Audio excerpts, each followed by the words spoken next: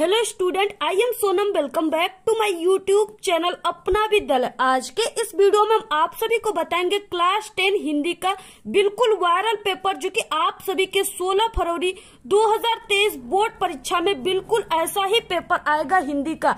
अगर आप लोग इस पेपर की पूरी तैयारी कर लेते हो तो आप सभी का इस बार बोर्ड एग्जाम में हिंदी में 70 नंबर बिल्कुल पक्का है। ठीक है, क्योंकि ये जो हम आपको पेपर बता रही है हिंदी का बिल्कुल वायरल पेपर है।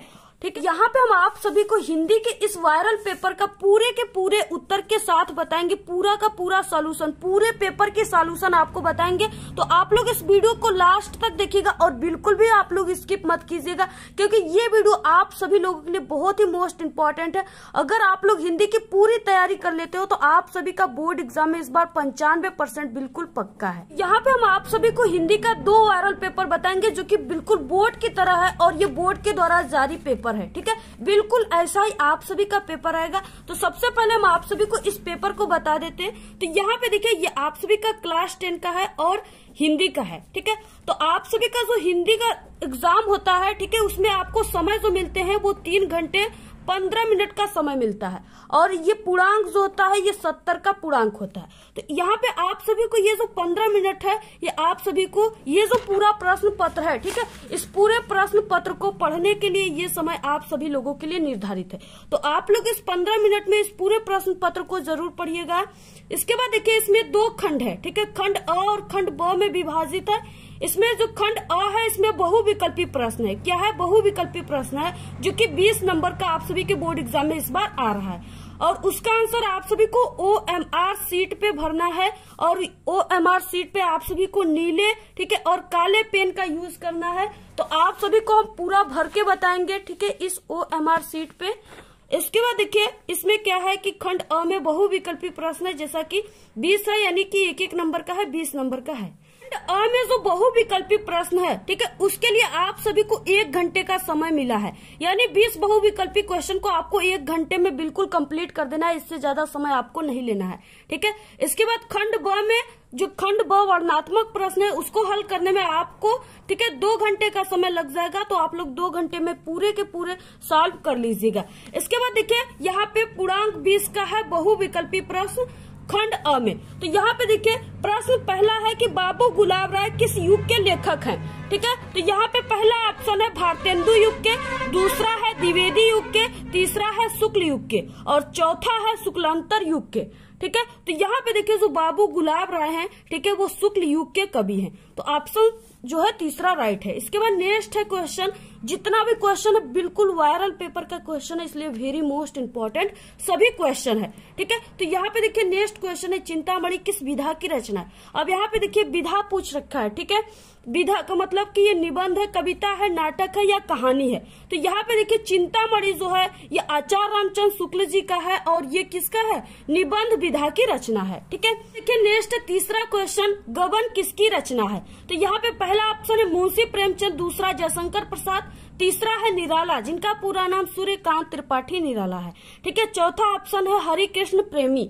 तो यहाँ पे देखिए, जो गबन है, ठीक है, वो मुंशी प्रेमचंद्र की है और एक है इनकी रचना गोदान, आप लोग उसको भी तैयार कर लीजिए। ठीक है, जो कि मुंशी प्रेमचंद्र की उपन्यास है, ये भी आप सभी के एग्जाम में आएंगे। नेक्स्ट है चौथा क्वेश्चन, शुक्ल युग की समाधि है। ठीक है, यानी शुक्ल युग का जो समय है वो क्या है। तो यहाँ पे देखिए, दिया हुआ है पहला 1936 से 1943 तक, दूसरा है 1919 से 1938 तक।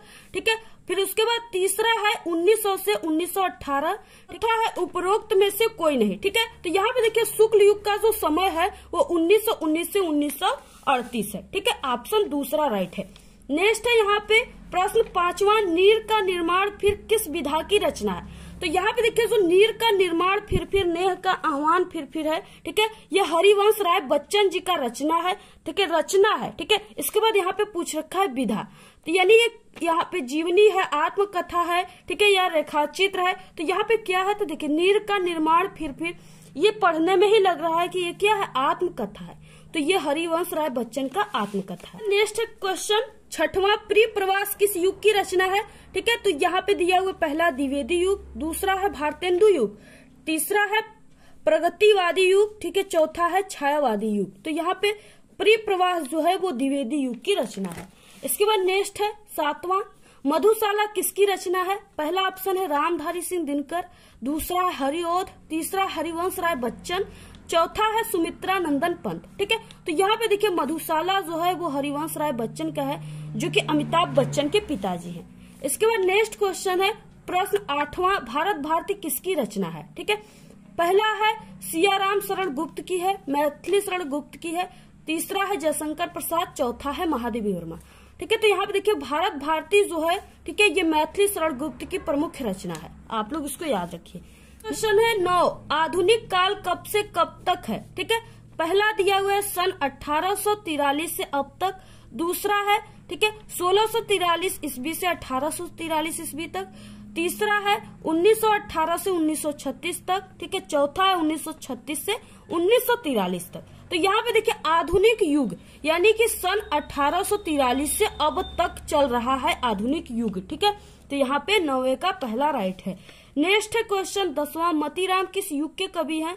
पहला ऑप्शन है आधुनिक काल के हैं, ठीक है, आदि काल के हैं, भक्ति काल के हैं और रीति काल के। तो यहाँ पे मतीराम हो गए, बिहारी भूषण, ठीक है, ये सब रीति काल के कवि हैं। आप लोग तैयार रखिए इन सबको, ये क्वेश्चन जरूर आएंगे। देखिए नेक्स्ट क्वेश्चन 11 आता है, क्योंकि जो 20 बहुविकल्पी क्वेश्चन आप सभी के बोर्ड एग्जाम में इस बार आ रहे हैं, ठीक है, उसमें आपका जो हिंदी ग्रामर है वो भी बहुविकल्पी कर दिया गया है। ठीक है, तो यहाँ पे देखिए जो हास रस करुण रस आते थे परिभाषा लिखने के लिए, अब वो बहुविकल्पी के रूप में आएंगे।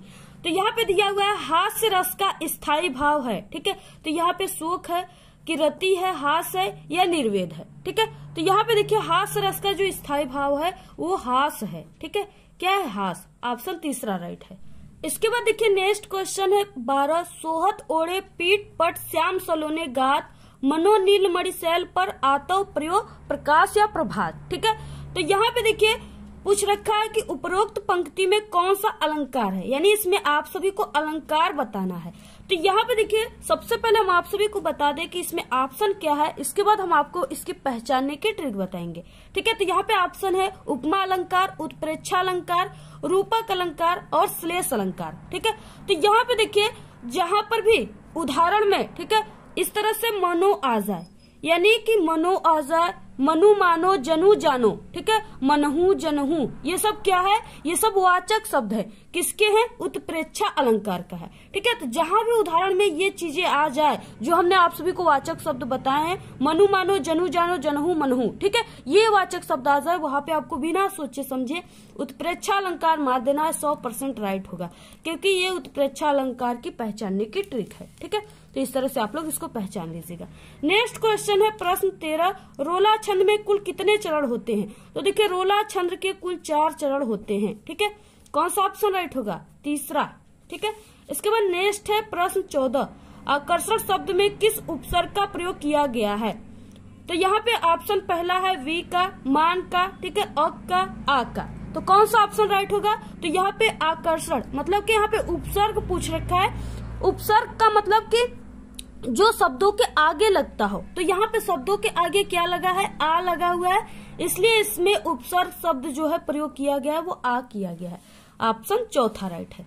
नेक्स्ट है, ठीक है, यहाँ पे 15 क्वेश्चन, प्रत्यय के कितने भेद होते हैं? प्रत्यय के 2 भेद होते हैं। कितने भेद? 2 भेद होते हैं। यहाँ पे ऑप्शन पहला राइट है। नेक्स्ट क्वेश्चन है 16, पीताम्बर में कौन सा समास है? ठीक है, पहला ऑप्शन है कर्मधारय, दूसरा है द्वंद्व, ठीक है, तीसरा है बहुव्रीहि, चौथा है तत्पुरुष। ठीक है, पीताम्बर यानी इसमें क्या है कि इसमें एक की विशेषता बताई जा रही है। ठीक है, इसका मतलब कि कर्मधारय समास है। इसके बाद नेक्स्ट क्वेश्चन है 17, आंसू का तत्सम रूप है। ठीक है, तो यहाँ पे दिया पहला ऑप्शन अश्रु और दूसरा आंसू, ठीक है, और यहाँ पे तीसरा है रोना और चौथा है आंख। ठीक है, तो इसमें से कौन सा ऑप्शन राइट हो जाएगा? आंसू का जो तत्सम होगा वो अश्रु होगा। ऑप्शन पहला राइट है। नेक्स्ट क्वेश्चन है 18, यड़ संधि का सूत्र है। ठीक है, तो यड़ संधि का सूत्र कौन कौन सा है? तो यहाँ पे यड़ संधि का जो सूत्र होता है वो इको रची होता है। ऑप्शन तीसरा राइट है।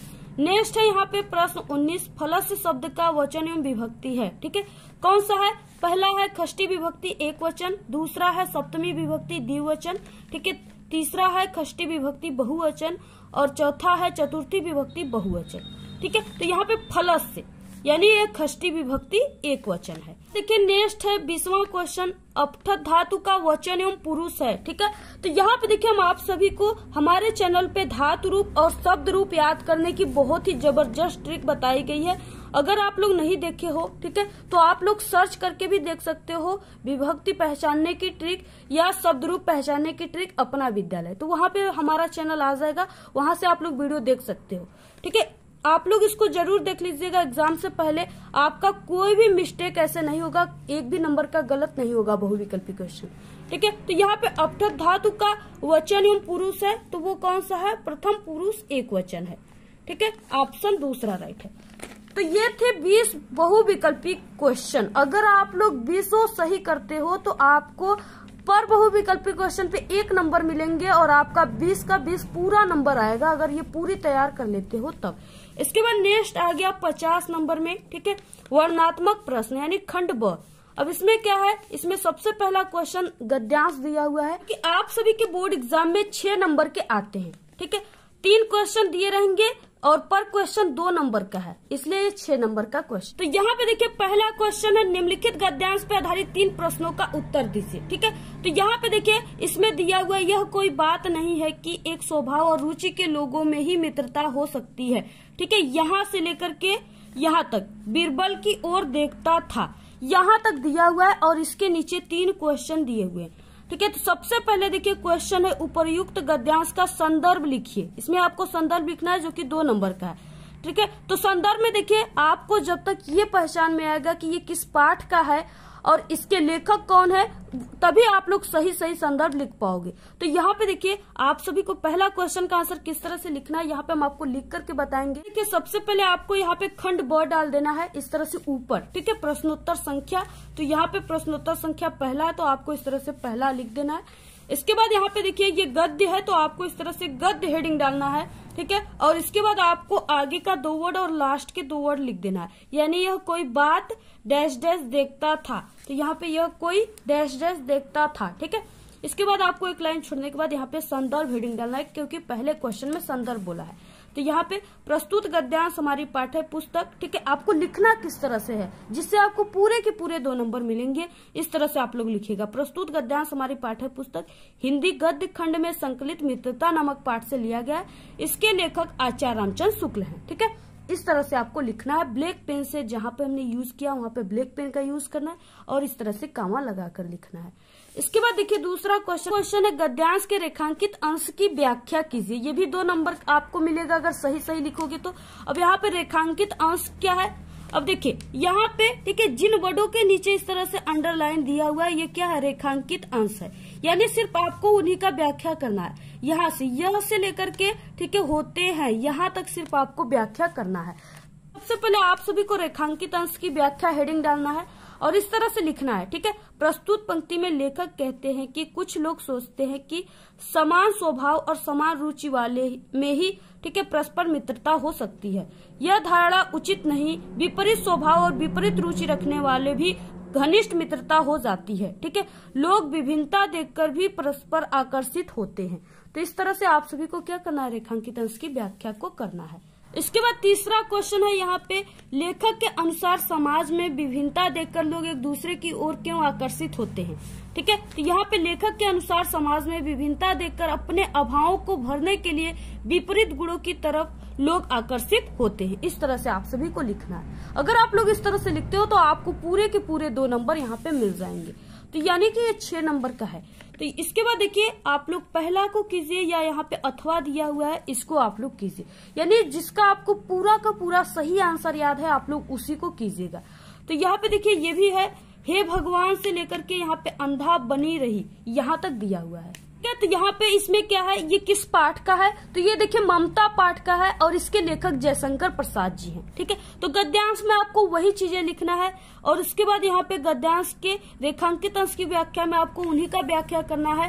ठीक है, तो आप लोग इसका कर लीजिएगा। नेक्स्ट है ममता द्वारा किस कार्य को ईश्वर की इच्छा के विरुद्ध बताया गया। इसका आंसर आप सभी को इसी में से ढूंढकर लिखना होता है। तो यहाँ पे देखिए ठीक है यहाँ से यहाँ तक पूरा इसका आंसर है, आपको इसको अपने शब्दों में लिखना है। इसके बाद देखिए दूसरा क्वेश्चन है दिए गए पद्यांश पे आधारित 3 प्रश्नों के उत्तर दीजिए। ये 6 नंबर का क्वेश्चन है, इसमें भी 2 पद्यांश दे रहेंगे। आपको जिन पद्यांश का काफी अच्छे तरीके से आंसर याद है आप लोग उसी को लिखे। तो यहाँ पे चरण कमल बंदो हरिराई, जा की कृपा पगु गिर लेहो, अंधे को सब कुछ दर्शाई, बहिरो सुने गुंग पुनि बोले, रंग चले सिर छत धराई। ठीक है, सूरदास स्वामी करुणामय, बार बार बंदो तिह पाई। यहाँ तक दिया हुआ है। इसके बाद इसके नीचे 3 क्वेश्चन है। उपर्युक्त पद्यांश का संदर्भ पहला यही क्वेश्चन है। ठीक है, तो ये सूरदास का है क्योंकि यहाँ पे देखिए सूरदास आ गया। ठीक है, सूरदास का है और ये पद से लिया गया है। तो देखिए पहले क्वेश्चन में संदर्भ बोला है लिखने के लिए, तो इसका संदर्भ इस तरह से आपको लिखना है। ठीक है, आप लोग पद्य हल कर रहे हो तो यहाँ पे आपको पद्य हेडिंग डालना है। इसके बाद आपको ठीक है आगे के 2 वर्ड और लास्ट के 2 वर्ड चरण कमल डैश डैश तिह पाई तक संकेत के रूप में इसको जरूर डाल देना है। ठीक है, पहला है संदर्भ पहले क्वेश्चन में, तो यहाँ पे प्रस्तुत पद्यांश हमारी पाठ्य पुस्तक हिंदी। ठीक है, काव्य खंड में संकलित, यहाँ पे क्या हो जाएगा काव्य खंड। ठीक है, काव्य खंड में संकलित पद नामक पाठ से लिया गया है। इसके रचयिता सूरदास जी हैं। इस तरह से आप सभी को पूरा लिखना है। इसके बाद यहाँ पे रेखांकित अंश की व्याख्या, तो आप सभी को सिर्फ इन्हीं का ही व्याख्या करना है। ठीक है, जिनके नीचे इस तरह से अंडरलाइन है, तो यहाँ पे आपको दूसरा हेडिंग डालने के बाद रेखांकित अंश की व्याख्या। मैं उस ईश्वर के कमलों चरणों की वंदना करता हूँ जिनकी कृपा मात्र से ही बहरा व्यक्ति सुनने लगता है, गूंगा व्यक्ति फिर से बोलने लगता है और निर्धन व्यक्ति सिर पर छत धारण कर चलने लगता है। ठीक है, इसके बाद तीसरा क्वेश्चन है उपर्युक्त पंक्ति में कौन सा अलंकार है, इसमें कौन सा अलंकार है। ठीक है, तो यहाँ पे देखिए बार बार 2 बार आया हुआ है, यानी कि यहाँ पे अनुप्रास अलंकार भी होगा। ठीक है, और यहाँ पे चरण कमल बंदो हरियाई ये जो है ये रूपक अलंकार का उदाहरण ही है। ठीक है, तो यहाँ पे आपको इस तरह से लिखना है। इसी में अथवा क्वेश्चन दिया हुआ है, दोनों में से आप सभी को किसी एक को ही करना है। ठीक है, तो यहाँ पे दिया हुआ है सुनी सुंदर से लेकर के कली तक। इसके 3 क्वेश्चन है। ठीक है, आप लोगों को दोनों में से कौन सा पद्यांश सरल है उसी का आप लोग आंसर लिखिए। नेक्स्ट है यहाँ पे तीसरा क्वेश्चन, दिए गए संस्कृत गद्यांश में से किसी एक का संदर्भ सहित हिंदी में अनुवाद कीजिए। यहाँ पे देखिए 2 नंबर संदर्भ पे मिलेंगे और 3 नंबर आपको अनुवाद पे मिलेंगे। 5 नंबर का ये क्वेश्चन है। ठीक है, तो यहाँ पे दिया हुआ है ऐसा नगरी भारतीय संस्कृति संस्कृत भाषायाच केंद्र स्थलम अस्ति। ठीक है, यहाँ से लेकर के कारिता तक दिया हुआ है। आप सभी को सबसे पहले ये पहचानना है कि ये किस पाठ का है। ठीक है, तो संदर्भ में आपको यही लिखना है। तो यहाँ पे आपको संस्कृत गद्य हेडिंग डाल देना इस तरह से। इसके बाद यहाँ पे आपको ठीक है इसमें भी आपको वही करना है। सबसे पहले आप सभी को इसका क्या करना है संदर्भ लिखना है, तो आपको इस तरह से ठीक है संस्कृत गद्य हेडिंग डाल देना है क्योंकि ये संस्कृत गद्यांश है। इसके बाद आप सभी को इसके आगे के 2 वर्ड और पीछे के 2 वर्ड ऐसा नगरी डैश डैश कारिता, इसके बाद संदर्भ। ठीक है, प्रस्तुत गद्यांश हमारी पाठ्य पुस्तक हिंदी के संस्कृत खंड, क्योंकि ये संस्कृत खंड से लिया गया है, संस्कृत खंड में संकलित वाराणसी नामक पाठ से लिया गया है। ठीक है, ये वाराणसी पाठ का है। इसके बाद इसका हिंदी अनुवाद क्या हो जाएगा, तो आपको इसके पूरे का अनुवाद करना है। ठीक है, यह नगरी भारतीय संस्कृति और संस्कृत भाषा का केंद्र स्थल है। जैसा कि यहाँ पे आप लोग देख सकते हो, ऐसा नगरी भारतीय संस्कृति संस्कृत भाषायाच केंद्र स्थलम अस्ति। ठीक है, तो यहाँ पे ये नगरी भारतीय संस्कृति और संस्कृत भाषा का केंद्र स्थल है। यहीं से संस्कृत साहित्य और संस्कृत का प्रकाश सब जगह फैला था। मुगल युवराज दारा सिकोह ने यहाँ आकर भारतीय दर्शन शास्त्रों का अध्ययन किया था। वह उनके ज्ञान से ऐसा प्रभावित हुआ कि उन्होंने उपनिषदों का अनुवाद फारसी भाषा में कराया। ठीक है, इस तरह से आप सभी को लिखना है। यहाँ पे फर्स्ट वाला जो था वो वेरी वेरी मोस्ट इम्पोर्टेंट है। ठीक है, ये आपके पेपर में हर साल आने वाला क्वेश्चन था। इसके बाद अथवा जो है इसमें दिया हुआ है मानव जीवनस्य। ठीक है, यहाँ से लेकर के संस्कृत तक दिया हुआ है। दोनों में से आपको किसी एक को ही करना है। पहला वाला आपके पेपर में जरूर आएगा। ठीक है, बहुत इंपॉर्टेंट है। इसके बाद चौथा क्वेश्चन है दिए गए संस्कृत पद्यांश में से किसी एक का संदर्भ सहित हिंदी में अनुवाद कीजिए। ये भी 5 नंबर का है। 2 नंबर संदर्भ पे, 3 नंबर अनुवाद पे मिलेंगे। इसमें 2 दिया है, किसी एक पर ही आपको करना है। यहाँ पे देखिए पहला दिया हुआ है मानम हित्वा प्रियो भवती क्रोधम हित्वा न सोचती, यहाँ तक भवे तक दिया हुआ है। ठीक है, और इसके बाद दूसरा अथवा है सर्वे भवन्तु सुखिनः सर्वे सन्तु निरामया सर्वे भद्राणि पश्यन्तु मा कश्चित् दुःखभाग् भवेत्। यहाँ पे ये वाला जो है ये वेरी मोस्ट इम्पोर्टेंट है। ठीक है, और ये आपके पेपर में बिल्कुल 16 फरवरी को पक्का आएगा। तो यहाँ पे देखिए इसका क्या हो जाएगा, यहाँ पे आपको प्रश्नोत्तर संख्या इस तरह से लिख देना है। इसके बाद यहाँ पे संस्कृत पद लिखिए या यहाँ पे श्लोक लिखिए आप सभी को। इसके बाद ठीक है, यहाँ पे आप सभी को फर्स्ट का और लास्ट वर्ड आपको डैश डैश डालकर संकेत के रूप में लिख देना है। इसके बाद यहाँ पे इसका हो जाएगा सबसे पहले इसका संदर्भ, ठीक है। प्रस्तुत श्लोक हमारी पाठ्य पुस्तक हिंदी के संस्कृत खंड के अंतर्गत भारतीय संस्कृति नामक पाठ से लिया गया है। इसके बाद इसका हिंदी अनुवाद आपको हेडिंग डाल देना है, ठीक है। सर्वे भवन्तु सुखिनः, यानी कि यहाँ पे सब सुखी हो, ठीक है, सब रोग रहित हो या निरोग हो, सब कल्याण को देखे, ठीक है। सर्वे भवन्तु पश्यन्तु मतलब होता है देखना, सब कल्याण को देखे, कोई भी दुखी न हो, अर्थात इस पंक्ति में, ठीक है, सभी के कल्याण के बारे में कहा गया है, कामना की गई है, ठीक है। इस तरह से आप देखिए नेक्स्ट है 5वां क्वेश्चन, ठीक है। यहाँ पे देखिए ये क्वेश्चन जो है ये जिला वाइज क्वेश्चन है, ठीक है, और ये 3 नंबर का आएगा। खंड काव्य है और आप लोग जिस जिले को हो आपको उसी हिसाब से इसको याद करना है। तो यहाँ पे अपने पठित खंड काव्य के आधार पे निम्नलिखित प्रश्नों में से देखिए किसी एक का ही आपको उत्तर देना है, ठीक है। क दिया हुआ है मुक्ति दूत खंड काव्य के आधार पे गांधी जी का चरित्र चित्रण, ठीक है। इसके बाद इसमें सर्ग दिए हुए मुक्ति दूत का ही ज्योति जवाहर दिया हुआ है और इसके अलावा मेवाड़ मुकुट है, ठीक है। इसके बाद यहाँ पे अग्र पूजा है, जय सुभाष, मातृभूमि, ठीक है, कर्ण, कर्मवीर, तुमुल। तो इस तरह से देखिए ये जो है ये जिला वाइज है। आप लोग किस जिले को उसी आधार पे आपको याद करना है। तो आप लोग देखिए, ठीक है, आप लोग क्वेश्चन बैंक में देख सकते हो कि आपको कौन सा पढ़ना है, या आप लोग कमेंट करोगे तो हम आप सभी को बता देंगे, ठीक है। आप लोग किस जिले को अगर कमेंट करोगे तो हम आप सभी को बता देंगे कि आपको कौन सा पढ़ना है, ठीक है। और आप लोग इसको अपने टीचर से भी पूछ सकते हो। तो यहाँ पे आप लोग, ठीक है, जो भी आपको पढ़ना है सिर्फ उसी को याद कीजिए आप लोग। 6वां क्वेश्चन, 6वें का क दिए गए लेखकों में से किसी एक का जीवन परिचय लिखते हुए उनकी एक प्रमुख रचना का उल्लेख कीजिए, ठीक है। तो यहाँ पे कितने नंबर का है, 5 नंबर का है। 3 नंबर आप सभी को जीवन परिचय पर और 2 नंबर इनकी रचना का उल्लेख करेंगे तब मिलेगा। तो यहाँ पे 3 है, पहला है डॉक्टर राजेंद्र प्रसाद, ठीक है। सबका आंसर हम आप सभी को बताएंगे, सिर्फ आप लोग वीडियो को लाइक जरूर कर दीजिएगा, ठीक है, और चैनल को सब्सक्राइब करके इस वीडियो को अपने सभी दोस्तों में जरूर शेयर कर दीजिएगा। हम आप सभी लोगों के लिए इतना मेहनत कर रहे हैं तो आप लोगों का भी कर्तव्य होता है, ठीक है। आप लोग जरूर वीडियो को लाइक कीजिए और आपको जिस टॉपिक पे वीडियो चाहिए जरूर कमेंट कीजिए। तो यहाँ पे देखिए 3 दिया हुआ है, डॉक्टर राजेंद्र प्रसाद, जयशंकर प्रसाद, आचार्य रामचंद्र शुक्ल, ठीक है। तो यहाँ पे डॉक्टर राजेंद्र प्रसाद और आचार्य रामचंद्र शुक्ल का हम पहले से ही बता चुके हैं, जो कि काफी इम्पोर्टेंट है। आप लोग चैनल पे सर्च करके हमारे देख लीजिएगा। और यहाँ पे देखिए जयशंकर प्रसाद का जो इम्पोर्टेंट है, जो आपके एग्जाम में बिल्कुल पक्का हर साल आता है, वो यहाँ पे इस तरह से आपको जीवन परिचय किस तरह से अपने बोर्ड एग्जाम में लिखना है, जिससे आपको पूरे के पूरे 5 नंबर मिलेंगे। तो यहाँ पे देखिए आप लोग दूसरा लिख रहे हो तो यहाँ आपको दूसरा लिख देना है, जयशंकर प्रसाद। यहाँ पे आपको जीवन परिचय हेडिंग डालना है। और जो टॉपर लिखते हैं जीवन परिचय, यानी टॉपर किस तरह से लिखते हैं, तो वो इस तरह से बॉक्स बनाकर लिखते हैं। और अगर आप लोग इस बॉक्स बनाकर ऐसे लिखोगे जीवन परिचय तो आपको पूरे 5 नंबर मिलेंगे।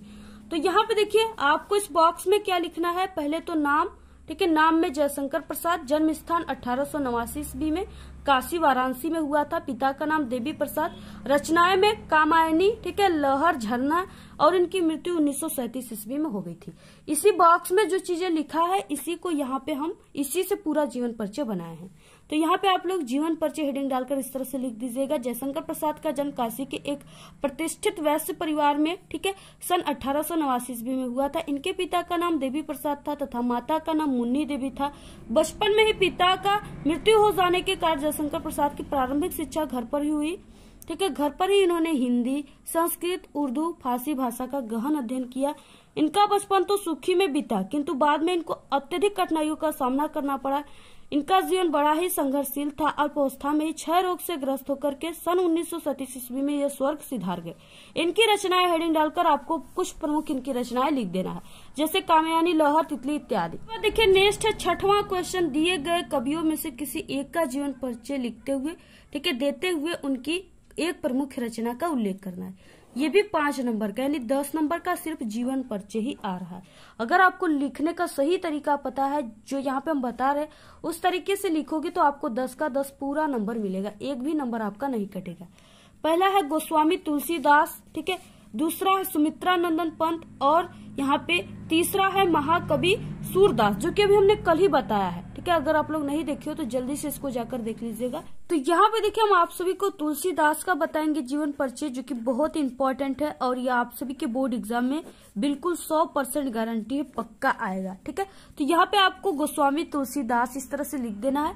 जीवन परिचय यहाँ पे बॉक्स बना लेना है। ठीक है, इस बॉक्स में लिखना है गोस्वामी तुलसीदास, नाम में जन्म स्थान, ठीक है, इनका संवत में अगर जन्म स्थान लिखोगे तो आप लोग 1554 हो जाएगा। ठीक है, अगर आप लोग ईस्वी में लिखोगे इनकी जन्म स्थान, ठीक है, जन्म, तो वो यहाँ पे 1532 ईस्वी में हुआ था। कब हुआ था? 1532 ईस्वी में। ठीक है, तो आपको दोनों में से कोई एक को ही लिखना है, या संवत लिखिए या ईस्वी लिखिए।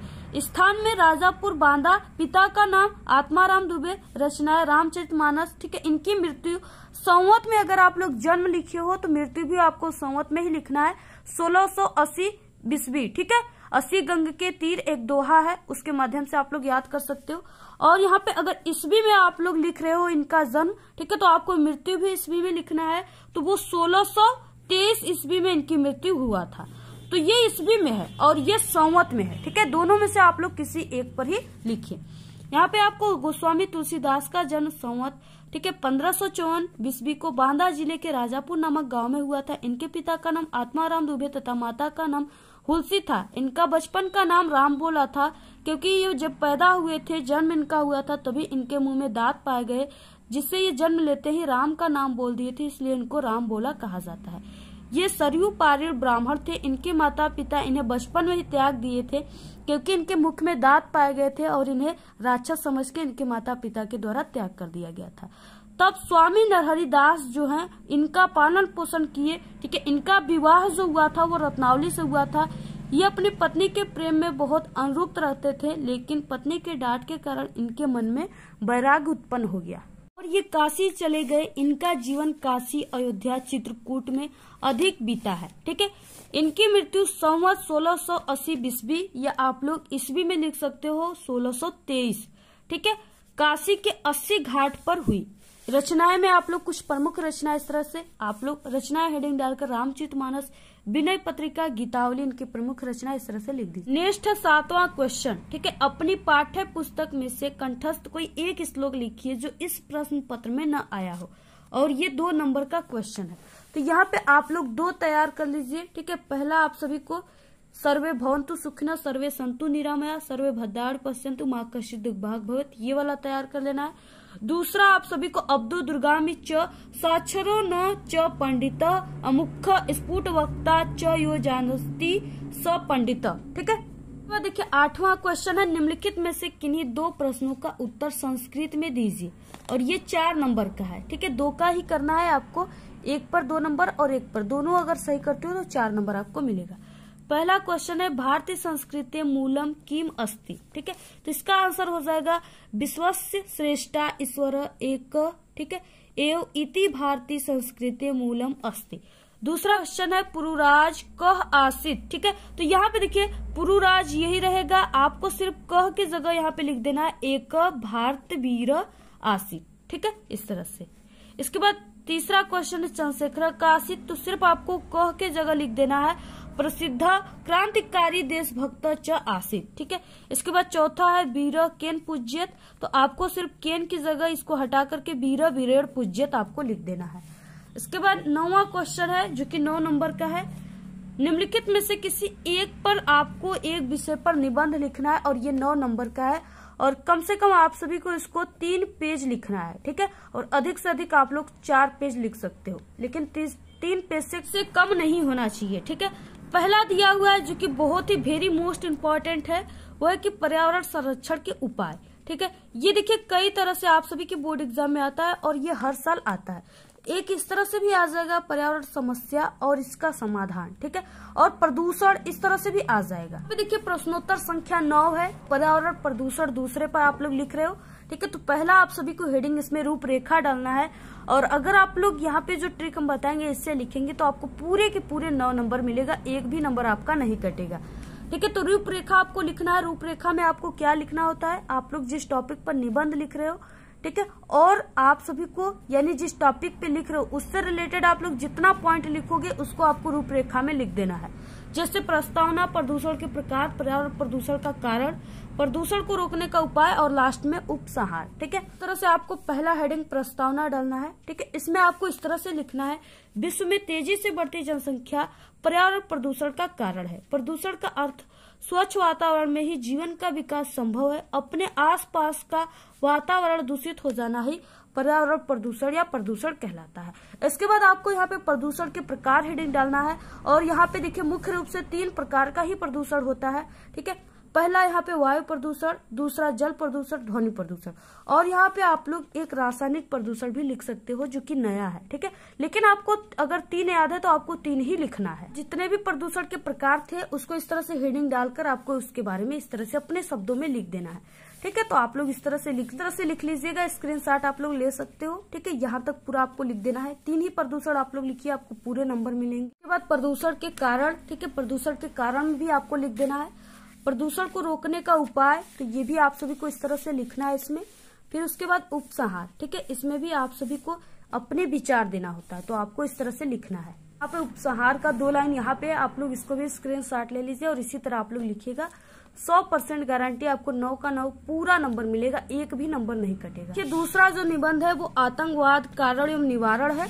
ठीक है, इसके बाद यहाँ पे जनसंख्या लाभ हानि है और चौथा है नारी सशक्तिकरण। तो यहाँ पे देखिए आतंकवाद पे क्या है, इस तरह से आप सभी को आतंकवाद पे लिखना है। ठीक है, आतंकवाद कारण एवं निवारण इस तरह से लिखना है। रूपरेखा में प्रस्तावना, आतंकवाद का अर्थ, आतंकवाद का कारण, आतंकवाद की समस्या का निवारण और उपसंहार। प्रस्तावना, ठीक है, प्रस्तावना में इस तरह से आप सभी को लिख देना है यहाँ पे। इसके बाद आप सभी को यहाँ पे आतंकवाद का अर्थ लिखना है। ठीक है, और इसके बाद आतंकवाद का कारण लिखना है। देखिए आप सभी को कम से कम 3 पेज लिखना है। ठीक है, इसलिए आप लोग देखिए काफी इसको इसमें एक पेन का गैप देकर लिखिए, इससे आपकी हैंडराइटिंग भी अच्छी लगेगी और आप सभी का, ठीक है, यानी कि कम शब्द अधिक पेज में अट जाएंगे।